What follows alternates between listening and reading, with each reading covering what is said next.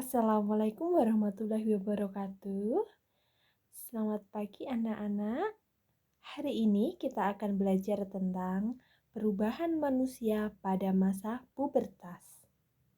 Kalian sudah siap? Baik, kita mulai saja.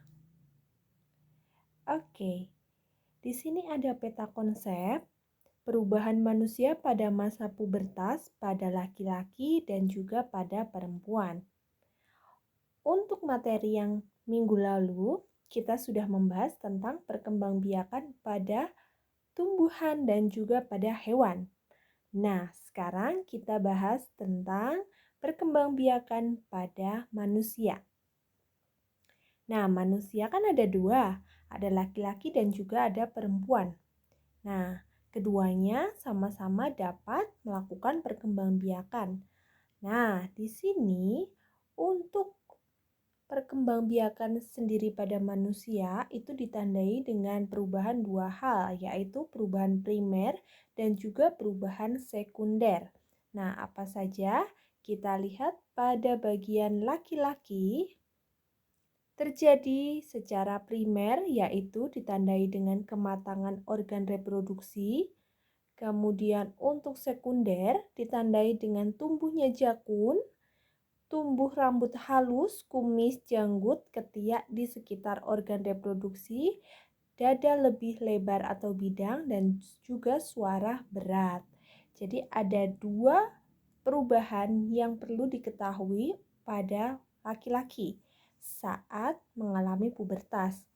Pada usia berapa, Bu? Kira-kira di usia yang remaja. Nah, SMP, kelas 1, kelas 2, kelas 3 gitu ya. Tapi tidak menutup kemungkinan kelas 6 SD atau 5 SD pun sudah mengalami masa pubertas. Tergantung pada individu masing-masing. Nah, jadi untuk pertumbuhan atau perubahan primer pada laki-laki ditandai dengan kematangan organ reproduksi. Lalu untuk perubahan sekunder ditandai dengan tumbuhnya jakun, tumbuhnya rambut halus pada kumis, janggut, ketiak, dan di sekitar organ reproduksi. Dada juga semakin lebih bidang dan suara semakin berat. Gitu ya. Nah, untuk pada perempuan, kita lihat di sini.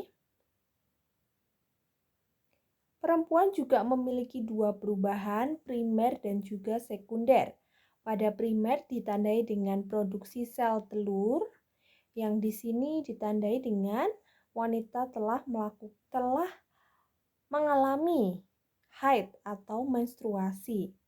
Sedangkan pada perubahan sekunder ditandai dengan pinggulnya membesar, payudara membesar, tumbuh rambut halus di ketiak dan di sekitar organ reproduksi, suara tinggi atau melengking. Ini merupakan tanda-tanda wanita yang sedang pubertas gitu. Usianya berapa? Nah, usianya sendiri tidak bisa dipatok ya karena sesuai dengan tubuh manusia sendiri-sendiri gitu. Sama dengan laki-laki ya. Pada wanita juga tidak bisa dipatok. Oh, biasanya kelas 6 SD sudah pubertas gitu. Tidak bisa dipatok karena ada beberapa kasus yang kelas 3 SD pun sudah mengalami pubertas gitu. Nah, selanjutnya kita lihat di sini. Proses perkembangbiakan pada manusia diawali dari peristiwa pembuahan atau fertilisasi. Nah, fertilisasi sendiri itu berlangsung di saluran telur di dekat rahim wanita. Setelah terjadi fertilisasi, maka terbentuk zigot. Zigot ini akan tumbuh di dalam rahim dan menjadi embrio. Jadi, perkembangbiakan pada manusia itu ditandai dengan sel telur dan sel sperma mengalami pembuahan atau fertilisasi.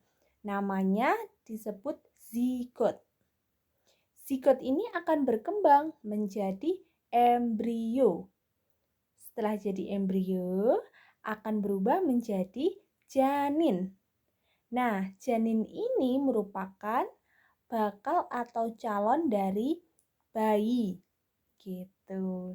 Setelah jadi bayi di dalam kandungan akan mengalami pertumbuhan di dalam rahim seorang wanita sekitar 9 bulan 10 hari. Lanjut di halaman 3 kita lihat di sini ada gambar pertumbuhan dari fase ke fase ya, fase bayi. Ini kita lihat di sini ada fase bayi.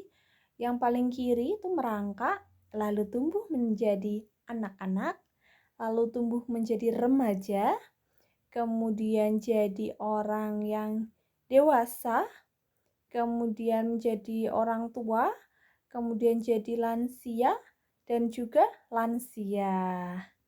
Gitu. Nah, lansianya 2 kali ya. Nah, kemudian di situ ada keterangannya, pertumbuhan adalah proses terjadinya pertambahan ukuran, jumlah sel, dan volume tubuh. Contohnya adalah tinggi badan. Nah, pertumbuhan ini merupakan ciri makhluk hidup yang dia tuh tidak bisa kembali ke asalnya. Misalkan saja kita lihat pada gambar bayi, kemudian jadi anak-anak, sampai jadi lansia, apakah lansia tersebut bisa kembali menjadi bayi? Tidak, itu yang dinamakan pertumbuhan. Sedangkan perkembangan sendiri adalah proses terjadinya perubahan organ tubuh dan fungsinya menuju kedewasaan atau kematangan. Contohnya, kematangan fungsi organ reproduksi. Jadi, tadi contohnya ada pada laki-laki sudah mengalami pubertas dengan ditandai mimpi basah. Spermanya sudah terproduksi. Nah, kalau wanita ditandai dengan haid atau menstruasi. Sel telurnya sudah terbentuk. Nah, selanjutnya di sini perubahan tubuh manusia ketika pubertas.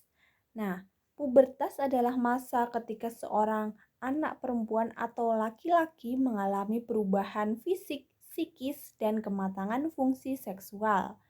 Perubahan yang terjadi meliputi perubahan primer dan juga sekunder. Yang pertama, perubahan primer pada laki-laki ditandai dengan kematangan organ reproduksi yang telah mampu menghasilkan sperma. Cirinya yaitu laki-laki telah mengalami mimpi basah.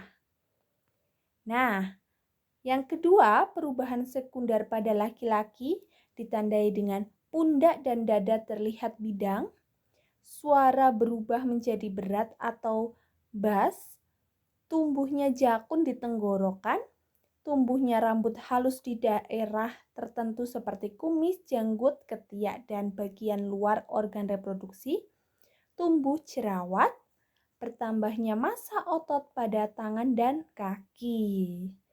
Itu merupakan tanda-tanda pubertas pada laki-laki. Nah, sedangkan pada perempuan apa saja tandanya? Perubahan primer yang dialami perempuan yang pertama adalah perempuan mengalami menstruasi. Nah, itu sudah perubahan primer ya, mutlak ya. Nah, untuk perubahan sekundernya diiringi dengan pinggul semakin melebar, payudara membesar, tumbuhnya rambut halus di sekitar organ reproduksi dan ketiak, suara menjadi lebih tinggi atau melengking, dan juga tumbuhnya jerawat. Nah, jadi itu adalah ciri-ciri pubertas pada laki-laki dan juga perempuan. Nah, di sini Bu Seli kasih tugas, buatlah mind map tentang perubahan manusia pada masa pubertas.